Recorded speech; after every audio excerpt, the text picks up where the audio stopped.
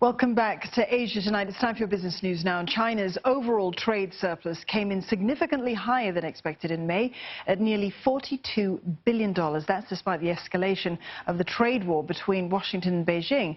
Economists polled by Reuters had expected China to post an overall trade surplus of half that figure, a mere $20.5 billion. Separately, this also means that the trade surplus with the U.S. has widened to about $27 billion in May. It was $21 billion in April. So what happened? Well, China's exports unexpectedly returned to growth in May despite higher U.S. tariffs. Surprise data out this morning shows that May exports rose 1.1% from a year earlier, blowing past analysts' expectations of a 3.8% decline after April's 2.7% contraction. Some analysts suspect Chinese exporters may have rushed out shipments bound for the U.S. to try to avoid those new tariffs on $300 billion worth of goods. Now, analysts expect export growth to remain positive in June, but they do predict that it will tumble in the third quarter when the new tariffs kick in.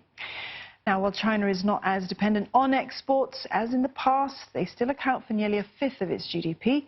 And separately, imports in May, they dropped a worse than expected 8.5% in a further sign of weak domestic demand. Forecasts were for a drop of only 3.8%, and this reverses the 4% expansion that was seen in April.